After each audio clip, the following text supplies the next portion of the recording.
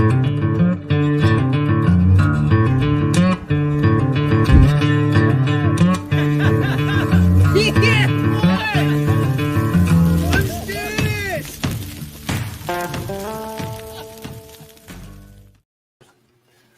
evening. It's Monday, March 4th, 2024. Welcome to episode 53 of Porterhouse and Teal Live.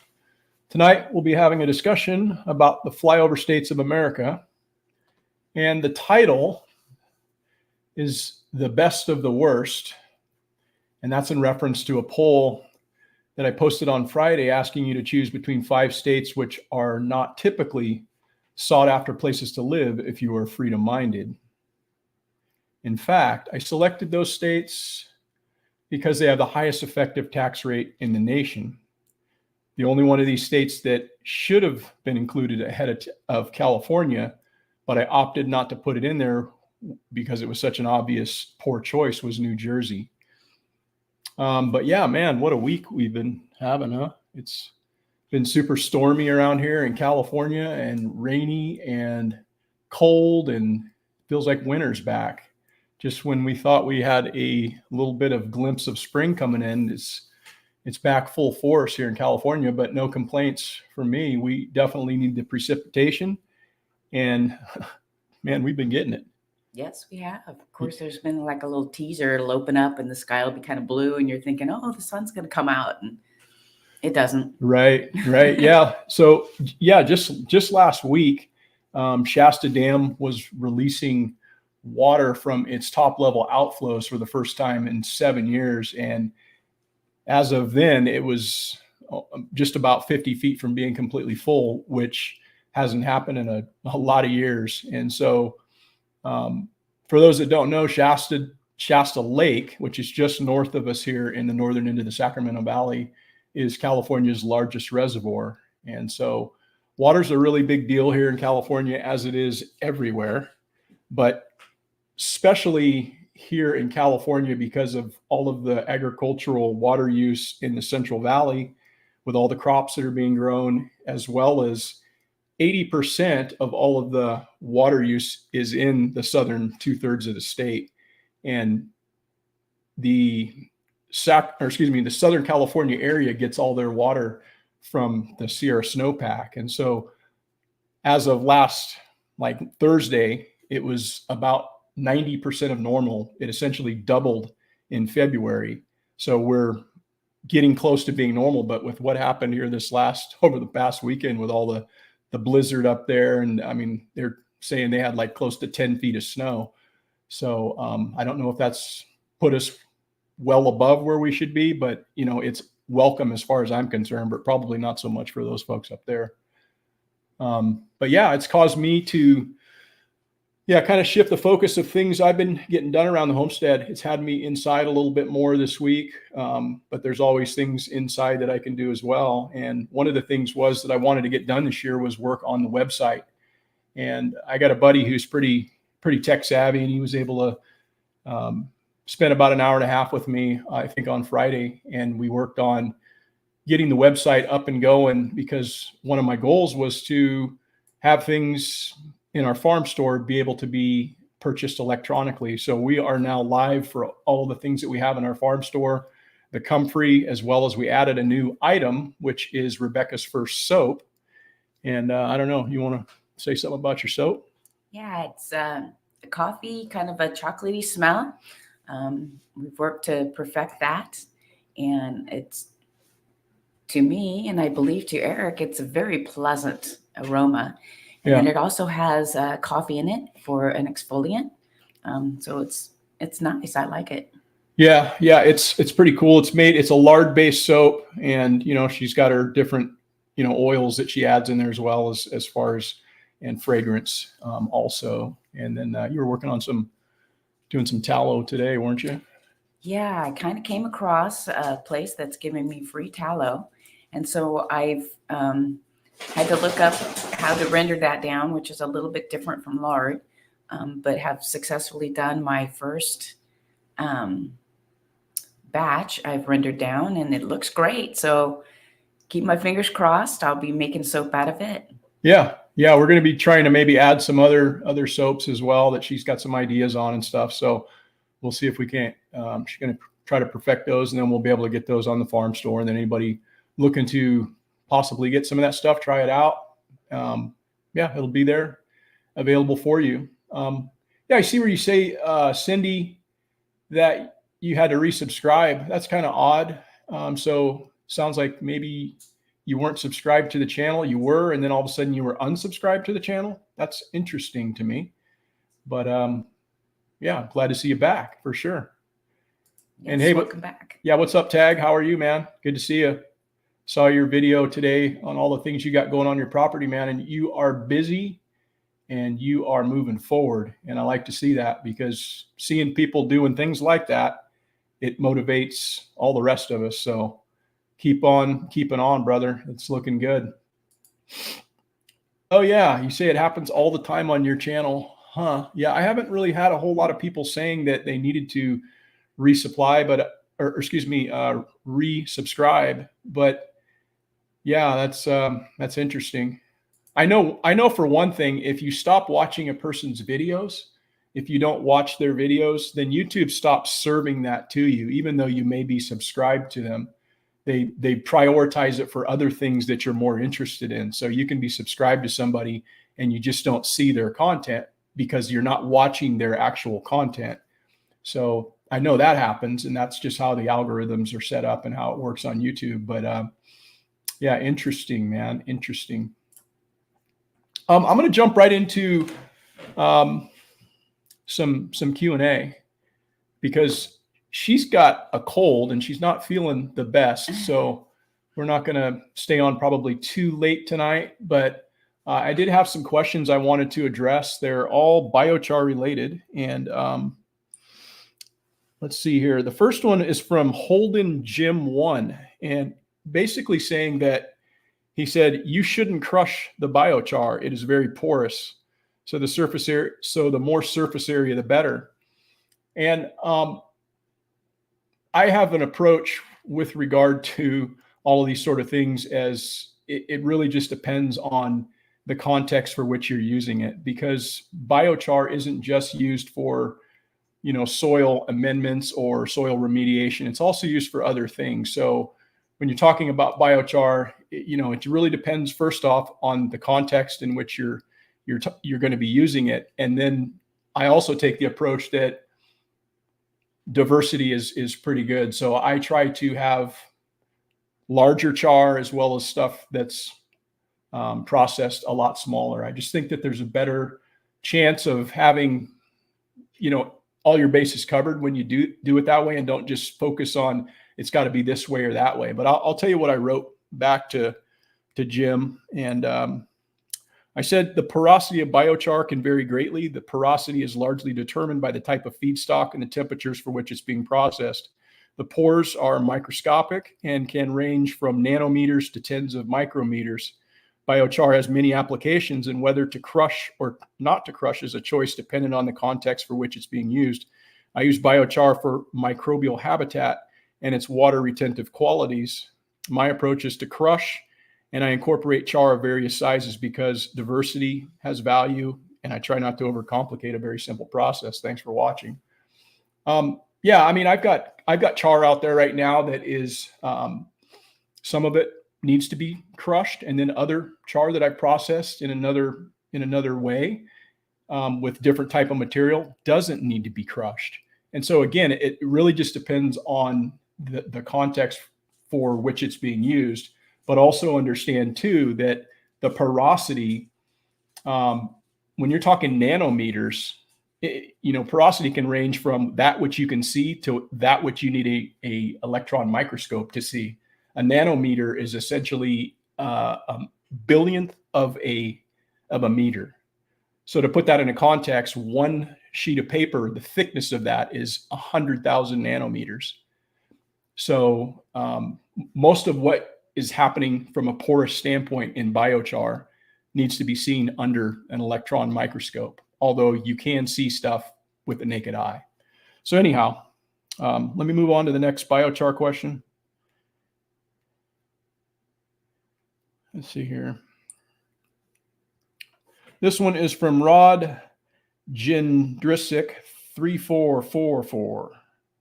And he says, for the bones that you sift out the bones you sift out, do you break up or grind those that are not getting converted to char? And what I told Rod was that all the bones are converted to char in my retort system. There's nothing that is partially processed, but I would be more likely in an open system like a trench or a pit to wind up with some kind of material that's unprocessed. But all the bones that I do here on the property go through my retort system. It usually runs at about 1200 degrees Fahrenheit, which is somewhere around 650 Celsius, which is going to be more than adequate to completely process all of that stuff. So yeah, thanks for the question though, Rod. Appreciate it, man. I know I've had other people asking about, processing bones into biochar, and it's just another form of carbon that is definitely something that is good to convert into, char that you can put right back into your soil. And the last question that I have is from John Liberty 3647. He says, I have biochar urinals. The runoff urine from this is collected and used the same way as Miracle Grow would be, and with the same results. I also add azomite, kelp meal, and an organic bloom fertilizer. This makes the runoff urine as a plant superfood. I also add whatever Dr. Earth fertilizer I have. And I just wrote back to him, says, hey, sounds like a solid blend. One thing that I would encourage people to do, though, if you're going to be using urine as a fertilizer, you probably will want to dilute that significantly, like probably in the neighborhood of about 10 parts water to 1 part urine. Otherwise, you're just putting something on there that's pretty acidic. It's got a lot of acids, uric acid and undigested proteins, which can be very detrimental and harmful to your plants. You're going to want to dilute that down. But yeah, it's a good thing to do. I've actually experimented with biochar in a bucket, 5-gallon bucket, put a bunch of biochar in there, and then instead of using the bathroom in the toilet, use a bathroom in the bucket, keep a lid on it. But what I found is after about 2 days, it's no longer going to be absorbing all of that odor. So it gets pretty rank. It's definitely something that, you can do, and it's a resource, but interesting. Let's see here.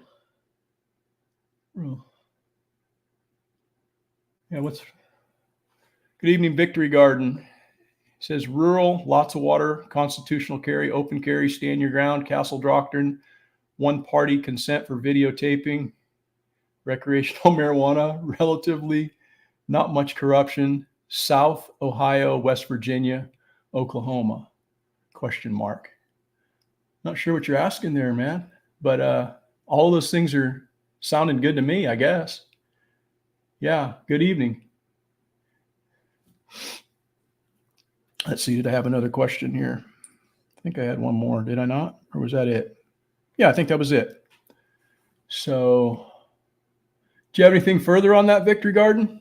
I don't understand what you were asking, but all of those things sound like something that I don't have a problem with. Mm-hmm. Let's see here. So I know last week we told you that we were expecting a new grandbaby, and it was overdue. That baby still has not arrived, so we are still waiting. Yeah. Hopefully she'll probably be in by next live stream. I'm sure she'll probably have decided to have that baby because, she's getting a little long as far as the time wise. And I think they say that a baby grows like a half a pound each week. So that's not going to be a fun birth. And she's pretty like no pain medicine. I mean, it's like she's like dead set against that. I mean, all natural, no epidural, no none of that. It's like, hey, I'm doing this thing, and it's like, yeah.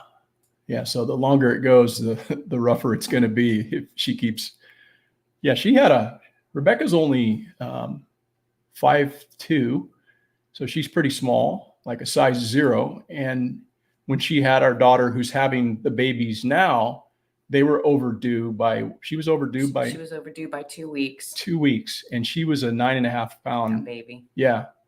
So it's I don't know if it runs in the genes or whatever, but I'm having some pretty big kids around here, you know. Hey, so we're going to jump into Did You Know? And Rebecca had a Did You Know for you guys. And this is something that I actually didn't know. I'm assuming that it's true, but why don't you go with the Did You Know that you had?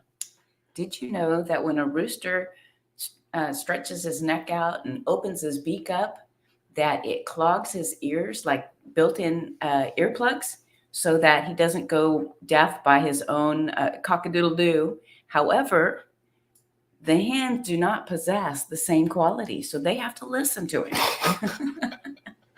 Yeah. Isn't that something? Yeah, they have a problem with the noise at 3 a.m., but I guess they expect nobody else to really worry about it. But yeah, I think that's kind of interesting, actually. You researched that and looked it up on a few different places. I looked it up on several places. Yeah, I didn't know that, but like, they stretch their neck out or whatever, and when they open up their beak, it shuts off their ear canals. Yeah, super cool. Old McDonald, man. Hey, how are you? Good to see you tonight. Yeah, right on. Hey, so I also did a poll this week, and that poll was asking if you had to choose only one. And it's kind of a funny thing because I almost got as many people commenting as I got people to vote on it, but we got like 217 votes as of this evening. And it was to rank these 5 states. And as I said when we opened, these are not really states that a person who's freedom-minded would be looking to go to. They're all pretty restrictive. They're all fairly, well, I wouldn't say fairly, they're all liberally run from the standpoint of politically. And so what surprised me is how many people actually chose Hawaii as the top state. Hawaii came in with 42%. 42% of the people that responded said that that's where they would go. Coming in next was Vermont with 34%. Third, California was 17%. Fourth, all the way down in fourth place was New York with 4%. And coming in hot with 3% was Connecticut.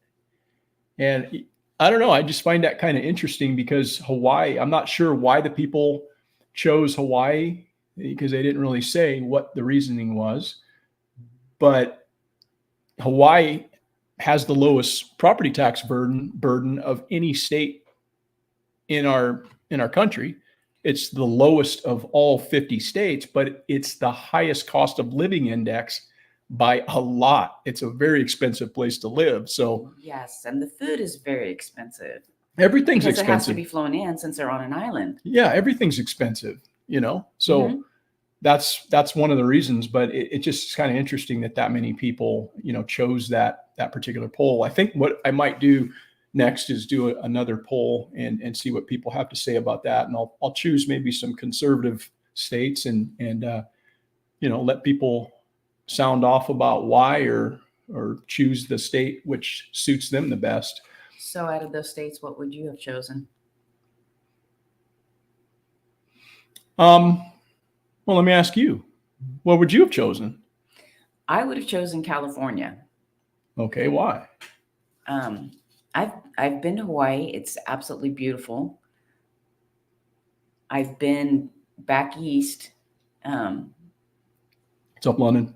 And I like the weather in California.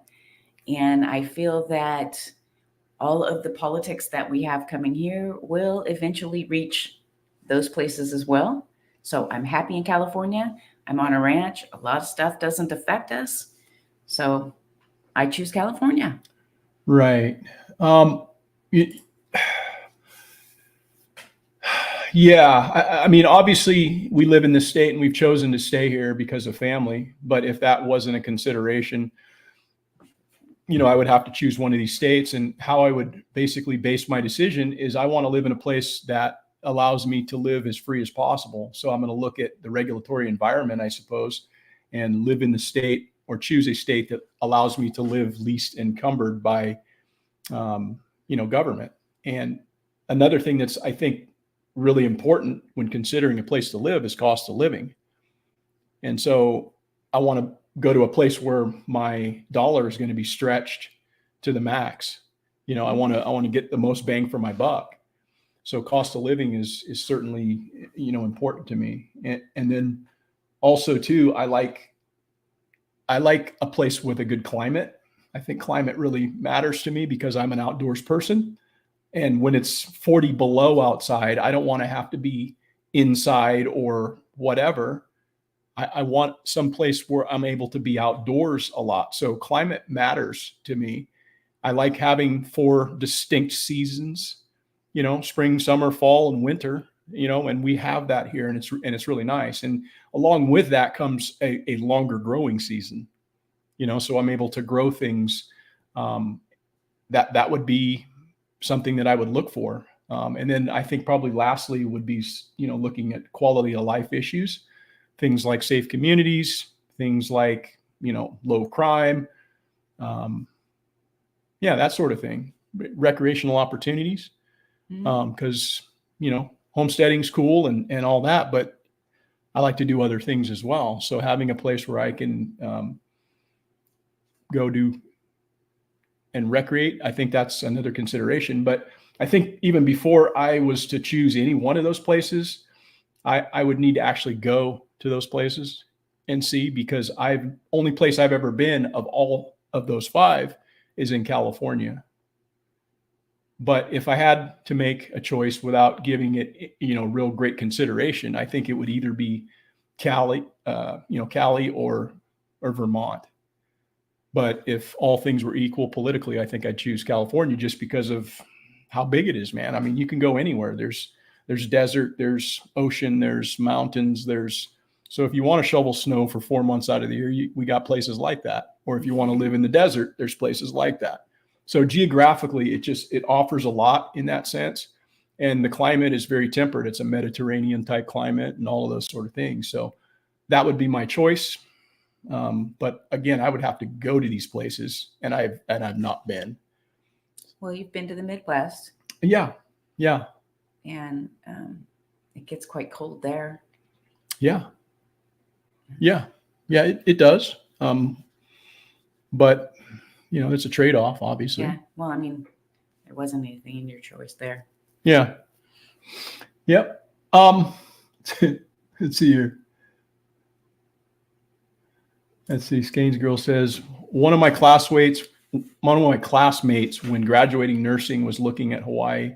Pay rate was the same as mainland, but the cost of living was horrendous. Yeah, that's what I've heard. I mean, I looked up the cost of living index on all these places when I was doing this poll, and it's like by a lot, man. It's like way more expensive than California. So that's something to think about, because it's expensive to live here.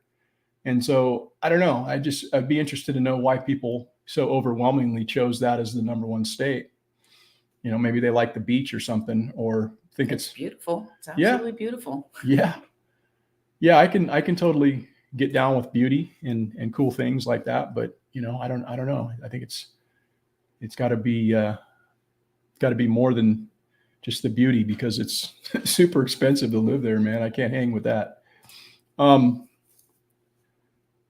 Let's see here. Old McDonald says, I had minus 28 this winter. My Novogen survived, but the rooster got frostbite on his head. Yeah, man. We don't get temperatures like that. I don't think I've ever been in temperatures that cold. I know not in California. Since I've been alive, it hasn't been that cold. I think the coldest that I can recall it being was maybe like 9 degrees or whatever when I was a kid, and I was out breaking, the ice on the water troughs so the cows could eat and stuff. And I mean, it was brutal, because I'm not accustomed to that. So I'd go out and I would be out there for 5 minutes. I'd have to come back in because my hands are just like, I can't deal with this. But yeah, we don't get temperatures like that. We actually last night had frost, but it gets down to 30 degrees here, maybe 28, maybe 26. Or if we get the big dip where it comes, that jet stream comes further toward the west, then we can wind up with that polar vortex thing. But that's typically a thing reserved for kind of the middle part of the country, where it just dips down into Kansas and all the way down into Texas and then sweeps across the country. We're kind of exempt from that for the most part. But when it happens here, we're not accustomed to it. And, we wind up with busted pipes and, we're just not set up for that sort of thing. But let's see here. Tim Riley says, chose Vermont, great place other than long winters. California was second due to growing season, political climate versus winter was a toss-up. Yeah, I don't know, obviously maybe a little better than I about Vermont and their politics. I assume they're pretty, liberally run there, but probably not in the way that California is. And, California in so many ways has just been, destroyed from the standpoint of the politics that should be leading this state in a better direction, but it's just leading it in the wrong direction, which is a decline downward. But yeah, Vermont would probably be a pretty cool place to go. I could see where that would be attractive to me. I think the only thing that really would just be the cold temperatures and maybe, a less, like you said, a growing season. So that's probably what would deter me from that particular choice, but it would probably be my second choice. Yeah. So is it humid in the summers in Vermont? Yeah, I would assume not, but I don't know. I mean, you'd have to ask somebody who's been there. Yeah, well, I guess I was asking to the gentleman you were speaking to. Yeah, Tim Riley. Yeah. Let's see here.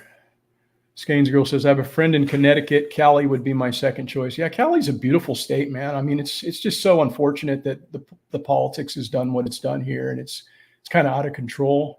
It's basically a one-party state. It's a rigged game in essence.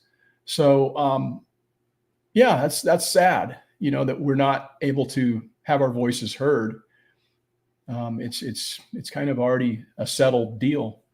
And, yeah, other than that, it's a great place. It's just a beautiful, beautiful state. I don't know if there's another one that has as much geographically, but, let's see here. Where are we at? Yeah, let's get into tonight's main topic. And the topic for tonight is the flyover states of America.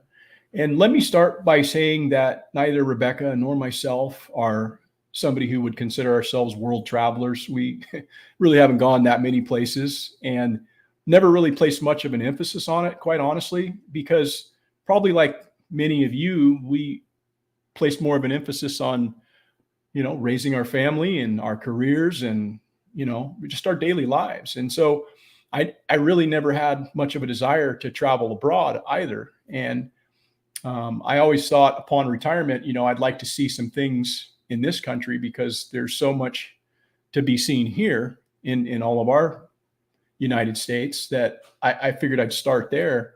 And so once we did retire, we started making some trips to some of the other states, and wasn't like we could really go for very long. We couldn't go for more than a couple of weeks because we still had commitments here on the homestead. And but what we would do is we'd kind of do a whirlwind through these states.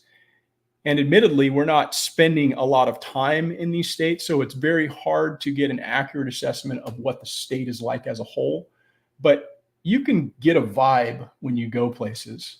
You don't really even have to if you're observant and you're just observing things, you can get a vibe from place just by driving through it. And so we decided to go to some of these states that we had never seen. Well, in part, our oldest daughter was in school in the Caribbean, and so that's what kind of drove us to actually go to the Caribbean and visit there. Yeah. And then to continue her education, she's had internships and then residencies. And in doing that, she's moved to different states. And Yep. Of course, we've gone to go visit her. So we've gone to see those other states. Right. And so doing that, we've also drove through Right. a lot of different states. Yep. Yeah. Yeah. There's a lot of states we haven't gone to, but yeah, Rebecca's spot on as far as, us just making the rounds to do that. And, the term flyover states, in my opinion is kind of a stupid term. And it's really just another way to like demean or degrade something that certain people really don't know anything about.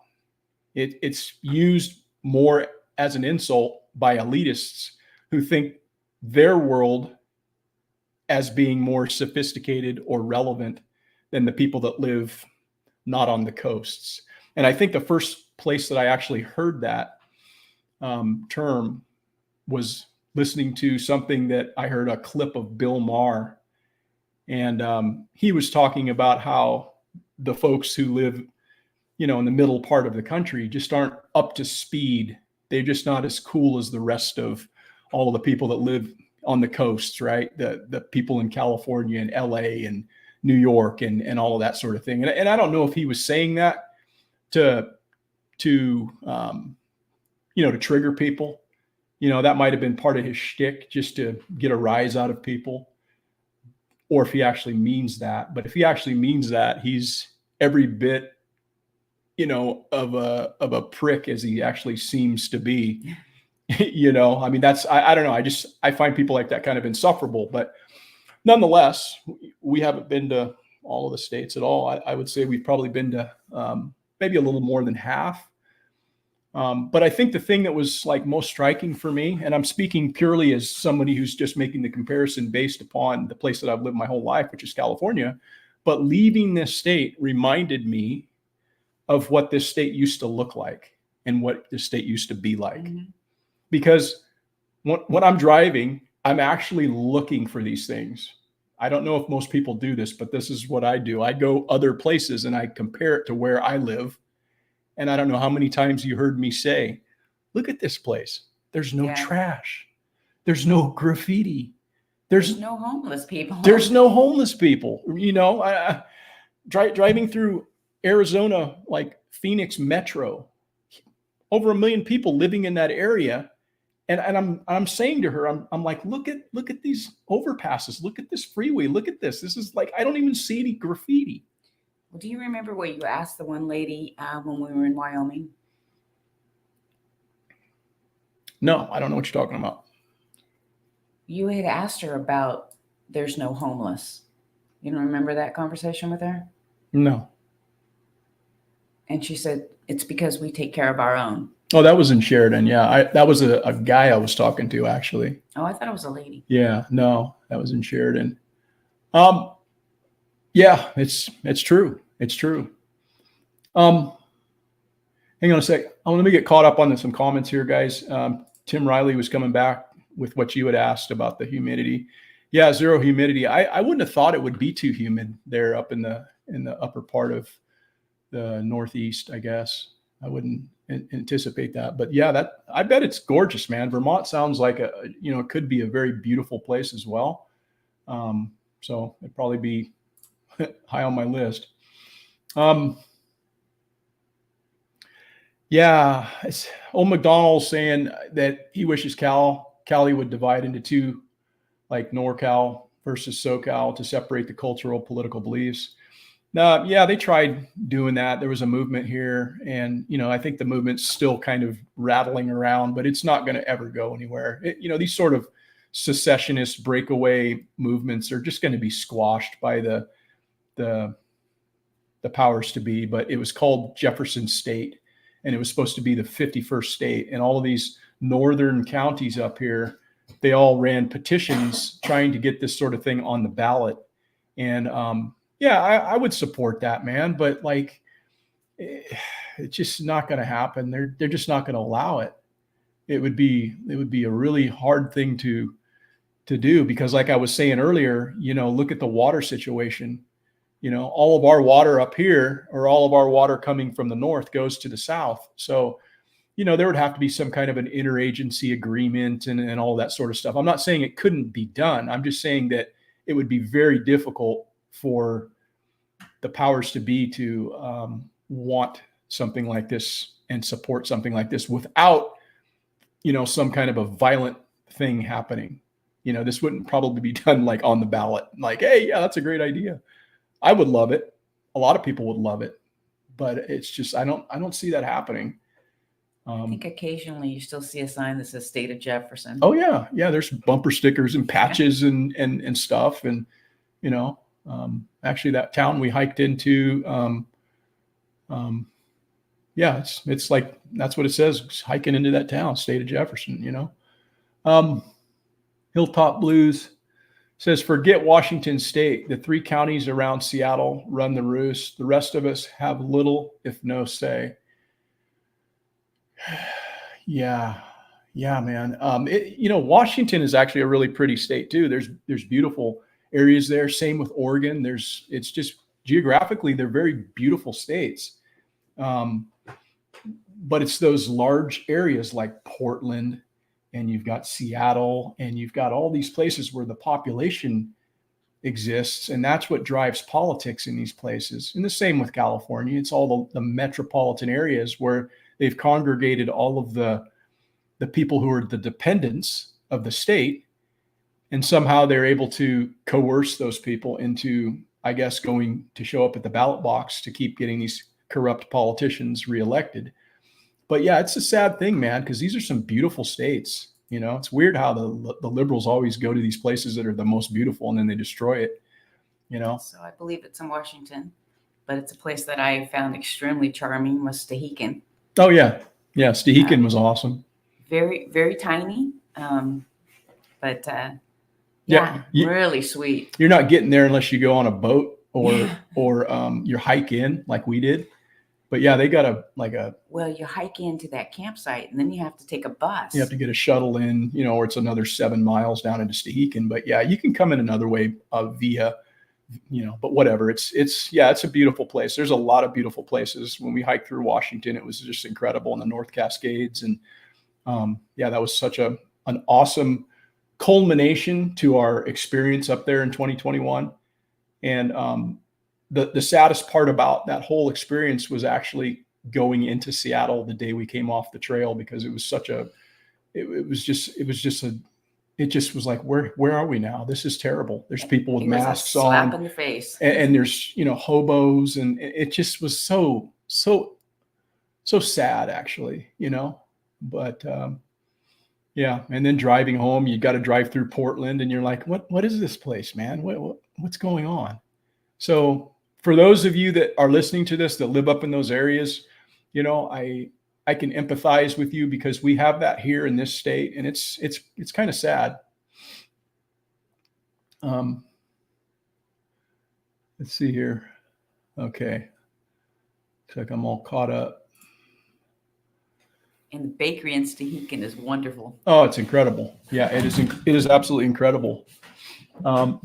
So the thing that prompted me to talk about this tonight was actually a video that I saw, just a clip. It was a clip that first I saw, and then I wound up listening to an interview, the full interview that Tucker Carlson did with Lex Friedman. And I would encourage you guys to go check that out if you've got about 3 hours to kill, or we'll listen to it in several installments. But it's a pretty well done long form conversation between Lex and Tucker. And he talks a lot about his most recent trip when he went to Russia. And what he had to say about his trip in Russia, it just sparked in me the whole thought that I had about traveling into these flyover states and how I felt about my own state. So let's give this a listen. Beautiful city. That city is way nicer outwardly than any city we have by a lot. No graffiti, no homeless, no people using drugs in the street. Totally tidy, no garbage on the ground, and no forest of steel and concrete soul-destroying buildings. None of the postmodern architecture that oppresses us without even our knowledge. None of that crap. It's a truly beautiful city. That's not an endorsement of Putin. And by the way, it didn't make me love Putin. It made me hate my own leaders, because I grew up in a country that had cities kind of like that were nice cities, that were safe, and we don't have that anymore. And how did that happen? Did Putin do that? I don't think Putin did that, actually. I think the people in charge of it, the mayors, the governors, the president, they did that, and they should be held accountable for it. So I think cleanliness and architectural design is not the entirety of the metrics that matter when you measure a city. They're the main metrics that matter. They're the main metrics that matter. The main metrics that matter are cleanliness, safety, and beauty, in my opinion. Yeah, I can't really disagree with that too much. One thing that I know is that when you go to some place that's beautiful, you just have a different feel about yourself. It just makes you feel different inside. And then it also makes the place less likely for people to want to mark it up. So places that are beautiful and they have respect for their surroundings, there's less litter, there's less crime, there's less all of those things, because I think it makes you feel better being around or being in that sort of environment. But I wanted to show you guys that because it really dovetails into, the way that I feel. And I think what's interesting about, that is that he's comparing our large cities to a large city in Russia, 13 million people, Moscow. And he's having the same revelation that I had when I compared my small town to other small towns in any town USA. And I don't know. It kind of also just drives home for me that it's really easy to develop a bias about a thing or place from what we hear rather than drawing from our own experiences, because that's the only perception we have of a place is, I don't know what it's like there. All I can do is, hey, I saw that on TV. So that's what you think something's like until you actually go there. You'll never know. And I used to have that perception about Mexico, that it was this scary place, that it had cartels and they have lawlessness. Well, hell, we have cartels and lawlessness here, but I'm basing that on what I've seen and I've heard, and or my own limited experience of having traveled down to Tijuana and seeing that, yes, this is kind of a spooky place. There's some sketchy stuff going on down here. But a few years ago, I actually traveled down to the Copper Canyons in the heart of Mexico to run a 50-mile race down there with the Tarahumara Indians. And I went down with the Luna Sandals team. And we spent about a week down there with those folks, and it was just so cool. And what it became apparent to me is, how much they're just like the rest of us. All they really want is to raise their families and live a life free from oppression and tyranny. And even though they don't have much as far as resources economically, they're just like everybody else. There was quite the language barrier. It was the only time I'd ever been anywhere where people don't speak English. And I had to actually learn how to speak some of their language to get along down there. And had I just stayed in my own little world, I never would have gotten that perspective. So, I guess that's my point, is that it's so easy to just say what it's like elsewhere and make these snap judgments about things like that. I hear people say that shit about California, and I'm not here to defend California, guys. I'm not. But I hear people say things that I know clearly are false. And that's just based on a bias that they may hold because they've never decided to venture to a place. Or if they have, they've gotten an experience like, oh shit, I went to San Francisco, and now I think that's what all of California is, when clearly it's not that way. Well, Southern California is a lot different from Northern California too. Oh yeah. So, and I think a lot of people fly in thinking that California is just like Southern California, and it's not. Yeah. So, but back to the trip that you made, one of the things that they did that I thought was really cool was the gentleman who he went to different beaches and he collected the shovels that had been left behind by kids and actually transformed them into the medals that the Tarahumara Indian kids would get. Wasn't it? No, you got that wrong. That was for Born to Run down in Los Olivos. But what they did is they collected medals for the children, the young children who were running this race. And what I wound up doing is I took every medal that I've ever collected from any race that I've run, and medals don't really mean anything to me. They just hang in my closet. You know, I don't display them and whatever. So I gave like 50 medals of mine, and I gave them to the people that were going to be passing these out. So all these kids, these Mexican kids, they were going to have this put over their head of different races and stuff. So that was super cool, to do that. But let's see. London Pickering says, I've been to all the states minus Alaska and Hawaii, born and raised in California, retired and moved to Northeast Oklahoma. We love this area. California is a great state. Yeah.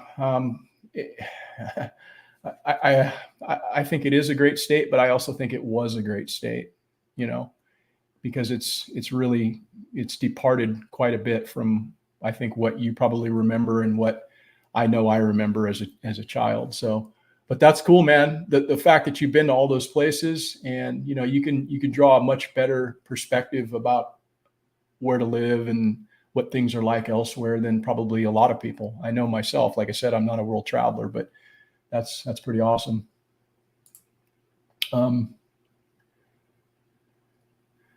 Yeah. I like not seeing graffiti, very little homeless here, tons of churches willing to help those less fortunate. This part of Oklahoma reminds me of California when I was a kid. Yeah. Yeah, man. Yeah, I don't know. I think that's just been my biggest takeaway going to these other places, these so-called flyover states, because it takes me back a number of years in a sense. Perfect example is like when I went down to Self-Reliance not too long ago, I think it was, and we stayed in Camden, Tennessee. I'm just looking around as I'm driving through, we're driving through going to the Airbnb or whatever. And I kind of was just looking around and seeing where people live and how they live and who's there. And I just noticed that, these people don't have a lot of money, but at least they got fucking respect for their area, and they're not trashing the place, and their places aren't, all shot out. And it's just refreshing to see that sort of thing. And so, yeah, I like not seeing graffiti as well. It shows a certain level of respect for the town. Yeah. Yeah. It's one of the reasons why I like to actually drive places and spend time in a vehicle. So I can actually get a chance to see what it's like elsewhere. And that's what I'll be doing when I go out to Tennessee here in about a month and a half or so. I'm going to make a trip down to Nicole's workshop and hang out with those folks down there and give a little talk. And so I think I'm going to make a road trip in her car. In my car. Yeah. She's going to let me use her car because it gets good gas mileage, like 35 miles to the gallon. So that's pretty decent. Definitely the cheapest way to go, quite honestly, because flying out there is plane tickets and rental cars and all that shit starts adding up. And especially when your wife books you a flight on Spirit. Yeah. Don't ever fly on Spirit Airlines, guys. Just, helpful little tip. Don't ever do it. Don't think it's going to be a great experience because you'll be not cool with it. But anyhow, when I drove out to, it cost me about $400 and something bucks round trip to drive out to Tennessee and back, gas wise. So it's definitely a cheaper way to go because you don't have to worry about rental car and you don't have to worry about all that. And that way I can keep my pistol with me and I don't have to worry about going through TSA and getting half undressed and, having a bunch of goons look at my stuff. But anyhow, so I think what we'd like to do is maybe share with you, our biggest surprise as it relates to which state surprised us the most and what we thought was the nicest town and, what was kind of our biggest disappointment in essence. But I guess from the standpoint of biggest surprise, let me ask you, Rebecca, what of any of these states was a pleasant surprise or something you hadn't expected? So for me, Minnesota I had a wonderful experience there. Everybody seemed to be very friendly. And yeah, the place was clean. So I really enjoyed it. How about you? I concur with Minnesota when we were there. I think that people just genuinely seemed like happy. like maybe it was because they were just happy to be outside, because, you know, in places like that, they're sequestered into their place for months at a time. But when the time we were there, it was kind of sunny and breaking out of that time. So everybody was just out doing stuff, and they just seemed happy, and everybody was cordial. And everywhere we went, people were nice. There was no trash. There was no hobos. I actually looked for trash when we went there in Minnesota, right? Mhm.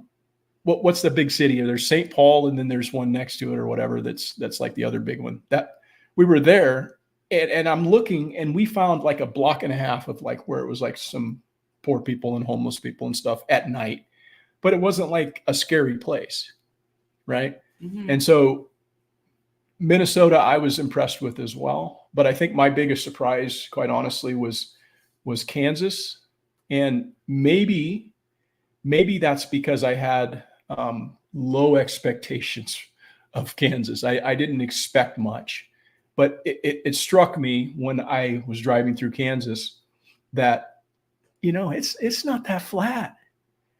Yeah. You know, I mean, it's not like there's big mountains, but I mean, it was like rolling, like as we're driving through, and I'm And thinking, green. yeah, I'm thinking this isn't flat at all. They said it was going to be a dust bowl, you know? And so I'm driving through, and it's like, it's green, and there's these rolling things. And I remember telling her, I'm looking the whole time we're like cruising through Kansas, and I'm like, I haven't seen one damn stitch of paper on the freeway. I haven't seen any trash. Yeah. You know, it was just a clean place and stuff. So we didn't spend a lot of time there. We stopped off in one town. I can't even remember what it was, but it was nice as well. But that was like my biggest surprise, because I had not had anticipated that. Maybe I had already formed that mental image in my head of what Kansas was going to be. And then when I actually got there, I was like, huh, this is like different. Yeah. Well, we also got to go to the Minnesota State Fair. Oh yeah. And there were no like gangbanger kids or anything. Again, people were just really friendly. Yeah. Polite. Yeah. I distinctly remember that. Good evening, Chuck. How are you, man? Good to see you. I distinctly remember the Minnesota State Fair because I'm just thinking, man, I've been to the one in Sacramento. I've been to, you know, Cal Expo, the state fair. I've been to our like fairs in the Sonoma County where I grew up. And it started getting kind of scary, man. Like when the lights go down and it gets dark, there's like all these little like nefarious looking, like sketchy dudes, little punks, little bangers, you know? And I'm like, this is not the right place to be, you know? Mm-hmm. And I did not have that at that fair. It was 4 times bigger than anything I've ever been to. It was bigger than our state fair, the Minnesota State Fair. And there was just people everywhere. And I was just like, man, these are my people. These people are like chill. They're happy. Yeah. I felt at home is what I felt. And like I said, it's just such a different environment, man. And so, yeah, that was cool, man. Minnesota, I really, really like.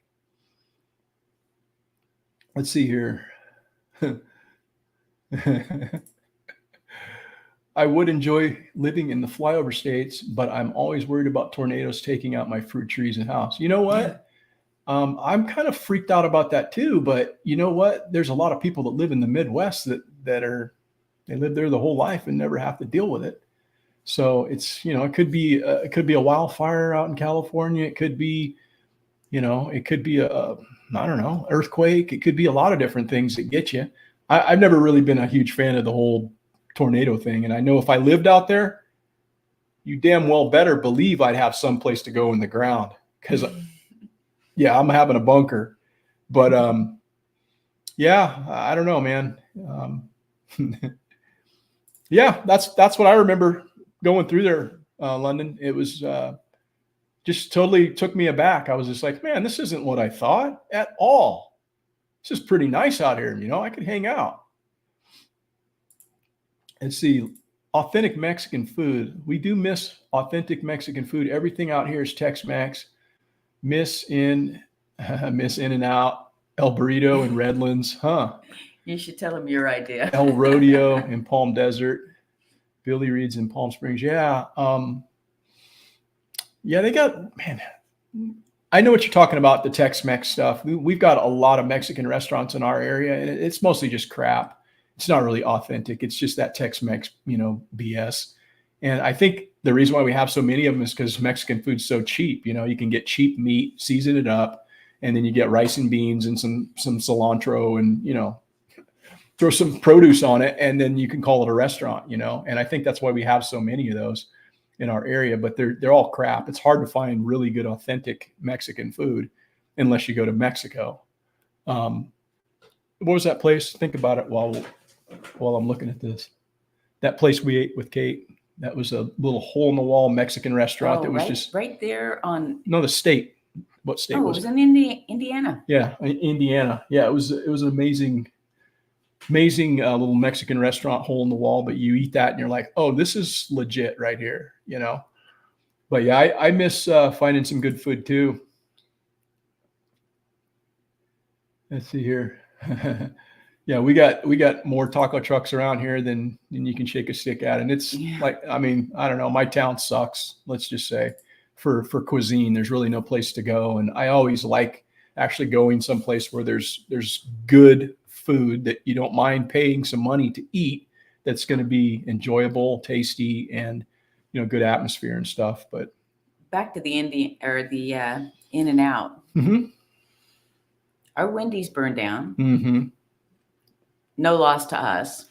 Right. But Eric had a fantastic idea. Well, I asked her would I get in trouble for this, and I don't know. What do you guys think? But I don't know if there's any crime committed here. She said false advertisement, but I don't know. Because In-N-Out's a thing, man. If you've not been to one, as far as fast food burgers are concerned, they're if one of these comes to your state, you'll see people are it's always busy. It's just a good burger. It's a good fast food burger, and it's fairly cheap. But if actually they wanted to get one in our town, but somebody on the city council is friends, or maybe he's even the person on the city council. Well, I know, but he owns like a burger joint in town, so they kiboshed the idea. But there was going to be one coming here, and it would obviously put their ass out of business. So they made certain that it didn't come to our town. But I thought how cool it would be, because this thing just burned down, and they just brought in an excavator and just like yarded it out of there like last week. And I thought we should make a sign that says In-N-Out coming soon, put the little palm trees on, right next to it or something, and just leave it there for a day and see what happens. But I don't know. Do you guys think I'd get in trouble for that? She thinks I'd probably go to jail, but that would be a pretty good prank. Anyhow, what was your nicest town, Rebecca? Let's get to it. My nicest town, I really liked Sandpoint, Idaho. Mm-hmm. I, again, felt very comfortable there. I really enjoyed it. I liked the vibe. Mm-hmm. We were able to walk around and go into a lot of the shops, and it was really pleasant. Yeah. It's I thought because we wanted to go up and see Coeur d'Alene, and a lot of people talk about Coeur d'Alene, Idaho, and stuff, and actually had some friends up there that we went and saw, and so yeah, went and saw it. So I'm going to go to jail. It would be damn funny though, man. You know how fast that would spread on Facebook? It would be all over town. Did you hear In-N-Out's coming? In-N-Out, coming soon. Oh yeah.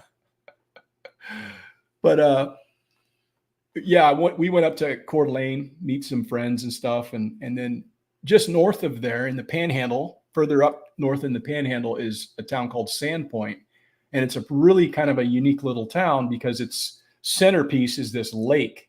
That's a nice deep lake, and it comes right into the town, and the town's got a little like a beach type of a thing. Like beach and then grass around it. Yeah, it's like their beach and stuff. People can go down there and sun themselves or take their boats out or whatever.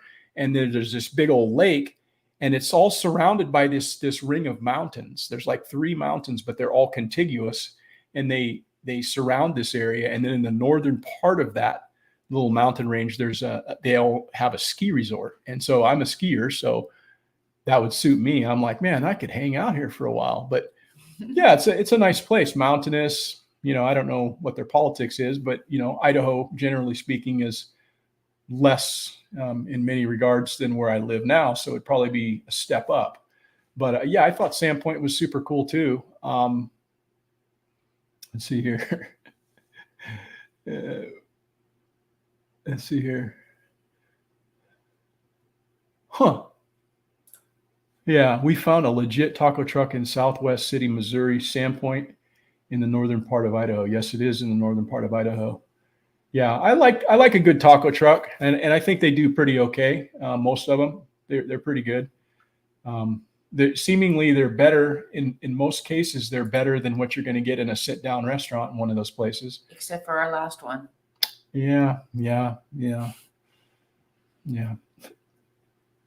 I think it is too. I think that's like Kootenai County or something up there. No, Kootenai's in, I don't know where it's at, but yeah, I think you're right. I think it is. I think it's red. I would say that for me, the nicest town was, and again, I didn't go to every town. I didn't stop in every state. This is just kind of a snapshot of where we did spend some time, but we wound up going to a place called Sheridan, Wyoming. And the thing that was nice about Sheridan was it reminded me a lot of the town that I live in now, but like twice the size. But they had better shops.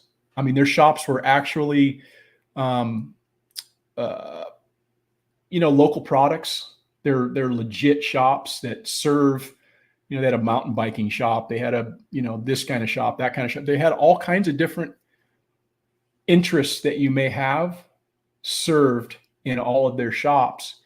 And it was local stuff. It wasn't like a bunch of trashy garbage that you're going to get in any town that's kind of a touristy thing. And I was, again, talking to Rebecca, and I'm saying, look at this place. I haven't seen one piece of paper on the sidewalk. I haven't seen one piece anywhere. It's just super clean. And I was talking to one of the shop owners, and that's what she was referring to earlier. But it was a guy, and I was talking to him. I said, this reminds me of where we live, but it's a lot nicer. It's like it's clean. And there's no hobos. There's no mental patients walking around. There's no, and I said, how do you guys pull that off? It's twice as big as our town. And he says, we take care of our own. He says, if there's people in need, we take care of our own. And I was just kind of like, huh. Yeah. Well, imagine that. Isn't that something? But it struck me, man, like Sheridan, Wyoming. And we spent probably a day or two there. And actually we spent longer than that because I was, again, running a race in that area. But it was beautiful and just so much different than where I live. Wait a minute. I'm messing with things here. Let me see here, guys. I don't even know what I'm doing. Hold on. There we go. We're lost. Yeah, sorry about that. I'm just clicking around and I clicked the wrong button. So bear with for just a second. All right. So Rebecca, what was your biggest disappointment? My biggest disappointment was Illinois. I did not feel comfortable at all. Actually, I went back there to see our daughter, and she was at work, so she took her car, which meant that I had to go out and walk around, but I didn't feel comfortable walking around. Yeah. I didn't really like that state either. I wasn't impressed with Illinois at all. Indiana, on the other hand, neighboring state, we spent a good deal of time there in kind of the Lafayette area. And I liked that place. I liked Indiana. It had a really, good vibe. I dug it. And then you go to Illinois, and I did not get that same feeling. Now, again, there's other places to go in Illinois, but we spent time kind of in the Champaign area. So which was your disappointment? I would say my biggest disappointment was a place called New Mexico. And I don't know, I didn't really have any expectations of New Mexico, but it just, to me, it seemed, I didn't just dig it. It just wasn't, it seemed very dirty. in a lot of places that we saw. And the town that we went into kind of had this almost fake feel to me because it had the whole Southwestern architecture and everything. And I don't know, I just, nothing against that specifically. It's just, I wasn't impressed with New Mexico. Maybe I had hoped for more, I suppose, but I don't know. Let me get caught up here. Says London says that my only real complaint about this part of Oklahoma is it's not bicycle friendly. I'm a lifelong bicycle nerd. I trip over to Arkansas for fantastic riding. Yeah, most places aren't unless they have a established infrastructure, like with trails, trails that are for that. The one place I will say is very bicycle friendly. And it's interesting if you go up there, and it's actually a really cool town, is Bend, Oregon. I mean, it's so bicycle friendly. You go down the freeway and there's bike lanes on the freeway and there's people driving, riding their bike on the bike lanes. They're everywhere. And it's a very recreationally friendly area. There's, good mountains and good trails and a lot of mountain biking, a lot of running, a lot of backcountry skiing, a lot of everything recreationally like that. But cycling, I mean, I don't know if I've ever seen a place that was more bicycle friendly than Bend, Oregon, but I don't know. The hotel we stayed in wasn't too good. Where? Bend, Oregon. I don't remember staying in a hotel in Bend, Oregon. When we were hiking. Oh yeah. That was in the heart of the city. Yeah. Yeah. That was our poor choice.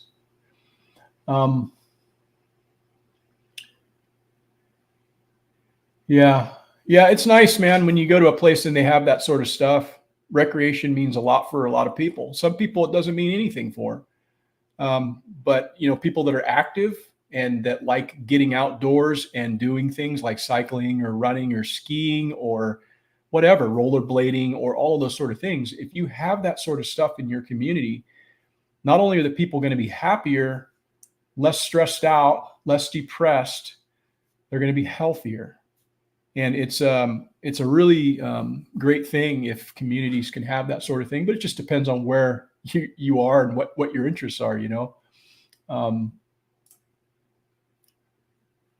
Yeah, Ben's a great place. I was going to ask, Rebecca and ask you guys out there as well, how far do you think the flyover states are behind politically? Places like California, New York, Massachusetts, Oregon, pick your poison of liberal state, but how far do you think the flyover states are, the red states, are behind politically? What would you say? So my answer would be depending on who gets into office. And I think that's going to be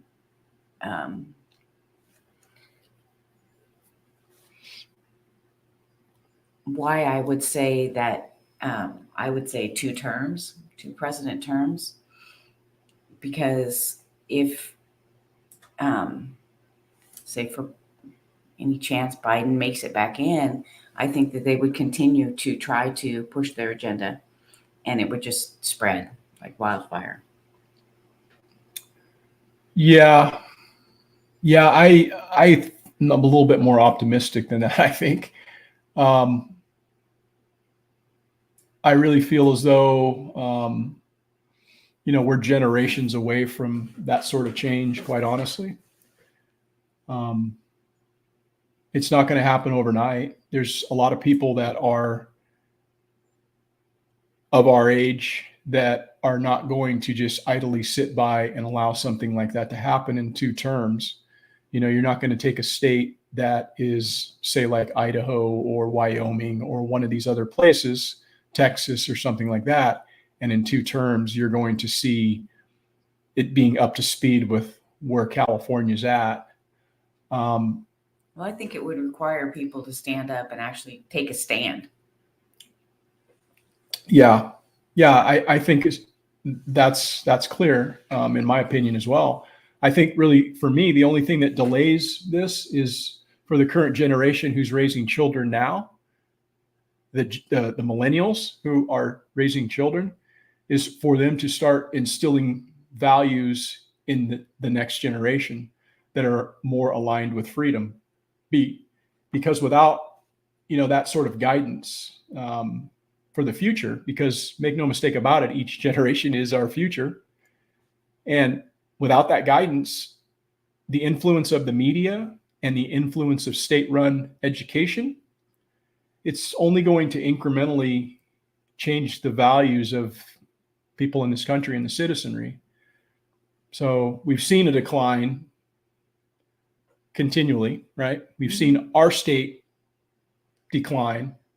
And I think you're only going to see that happen in more and more states. And so it's up to the citizenry, it's up to this generation that's raising children to do that. I think it's several generations. But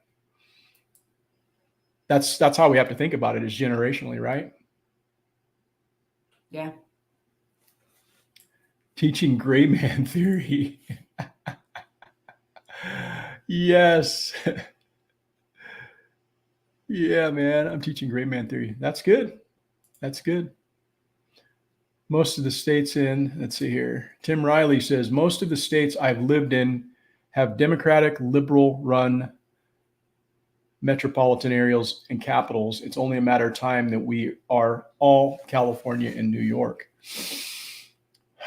Yeah, I think that's a ways off. Again, I think it's, generationally a ways off.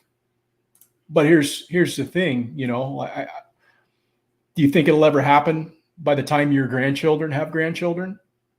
And realize that's only 70 to 80 years from now. It's a long time, but think about it in those terms.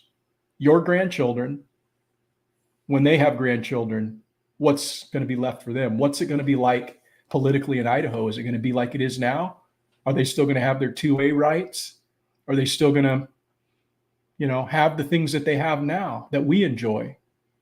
Or is it just going to continually get worse? And for them, wouldn't it just be the norm? Of course. And that's just it. Because see, we all develop a callus. This is what we know. If you're born into something, that's how it used to be. We're basing everything we say on, I remember when I was a kid. Yeah. Right? I remember it was so much different when I was a kid. That's what they're going to say. And it just incrementally keeps going down that road. And that's what they're going to base it on. I remember the good old days. I remember the good old days when we used to have 3-round magazines. Right? Or your neighbor kids babysitting your kids. Or anything. So I don't know. I think that what I'd like to leave folks with, because we're kind of wrapping this up, is that there's a principle that's like taught by Native Americans. It's called seventh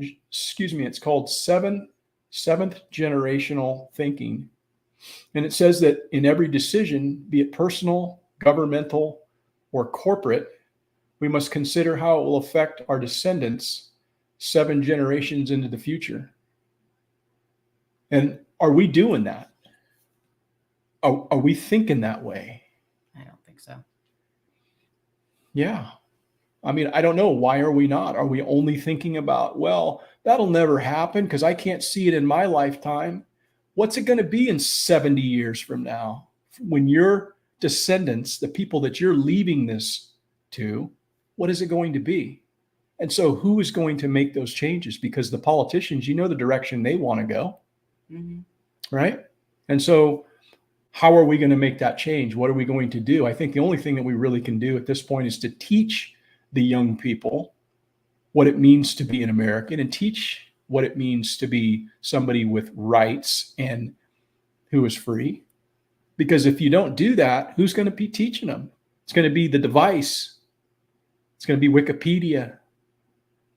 Which means they'll have no education. Well, again, it's just all based on what's relative to them at that point in time. That's So it's interesting when you really kind of think about it. But that's how I think the only way that you're going to keep Kansas the way it is today in the future. Otherwise, it's going to be California in 70 years or less. So I don't know. Let's see here. Scanger, I think Louisiana would be like California, southern versus northern, dividing the states in half. Yeah, man, it's going to be interesting. I'm telling you, because there's going to be some people at some point that are going to be like, you know what, I'm about done with this. And there will be a revolt. I think we're seeing kind of a little bit of that pushback, thankfully, in a state like Texas, where Texas has some balls, where they're standing up to a bunch of tyrants in DC and telling them, no, that's not how we're going down. It's not how it's happening here in Texas. And so I thank the people of Texas. And going back to a couple of episodes where I talked about the greatest among us, let's think about Texas and think about what they're doing to stand up. Because what other states are going to stand up? So, yeah, I don't know. It's a weird deal, man, but it's going to have to be this, like, at some point we might be into this whole Civil War type of a thing again, you know? And I don't know how that's going to play out in the new fourth industrial revolution with smart weapons and drones and all this stuff, right? It's different. It's different now than it was back then. So I think that's what it's really untold as far as how any of this is going to play out. And we've tried the old divide California thing in, and like I say, that didn't go anywhere. So it'll have to be the people that make that decision, not doing it on the ballot box, you know. Let's see here. Old McDonald says, I'm a millennial with 2 young babies, and my people my age are resisting the New World Order liberal takeover big time. I think there's about to be a cultural turn toward freedom. I hope you're right. Honest. Yeah, I do too. Yeah, I hope you're right. I hope that there's more people waking up because, like I said, some of the things that I see in my algorithm doesn't give me a lot of hope. And maybe they're just feeding me that because they know that it keeps me on the platform longer, scrolling. You know, I would hope that there'd be more people who have good sense, but I don't know. I haven't been given a sign that that's actually the way people are. I don't think people really reason things out. A lot of times I think they just act on impulse and then they just go on what they heard somebody say without doing any kind of research or looking into it themselves or trying to rationalize and to see if this actually makes sense. They just, I heard this somewhere, so I'm just going to just keep repeating it. And so I don't know. We have a lot of people that don't question things and they don't think. And so I hope you're right, old McDonald, for sure. Let's see here. I know a lot of people who are on the fence in eastern Washington, North Idaho, who are now hard conservative because of what's been happening. Huh. Yeah, that's cool. Well, that's what it's going to take, is for people to take a stand against the government. And there are more of us than there are of them. Oh, always. But you know how people, you know, I don't see people like doing that. And if it happens, it's gonna, you can't go against the government. I mean, you think you're gonna win? They got tanks, man. You know, so the whole like fighting the government thing, I don't see that really like happening, you know, to any great success. That will not be a winning solution. But at the same time, the politicians, the people that are basically puppets from the people that are pulling the strings, they need to be like sent back and put new people in there. I think that's, you know, if we have the ability to do that, that's really our only best way to do that. And I'm not saying that we need to put our faith in the ballot box, but that's our only recourse as Americans to have our voices heard. So, yeah, I hope that that's the way people are going. Well, I still think we should go back to having to show your ID, doing your thumbprint, paper ballot. Yeah. Yeah, that would be a really great way to start, restoring some faith in people's distrust of the system, because there's a lot of people that just have a lot of distrust that your voice isn't really being heard. So I would agree with that. I don't think there's anything wrong with showing this is who I am. I'm actually a legal citizen. I'm supposed to be here, and I'm going to vote my one vote. I don't think there's anything wrong with expecting that we can do that. And, if there was a will to do that by the politicians or the people that are running the politicians, manipulating the politicians, it would happen. The people want it, but the people don't get what the people want. It's what the other people want. So, London says lots of outside influences causing us headaches. WEF is one for sure. Yeah, I don't know how to read all of that sort of thing. I do know that there's or I have a sense. I won't say that I do know, but I have a sense that there's this whole global agenda, and we have the people who have been put toward the top in leadership in this country are aligned with those things that they're trying to get done globally, more so than the interest of what should be in our interest. And again, that's why the last guy was so hated, because he didn't play that game. He's like, no, I'm America first. And that just doesn't play from a global audience, a global, thing. But yeah, I agree. But hey, guys, we're going to get going. I appreciate everybody coming in tonight. I hope you guys all have a great week.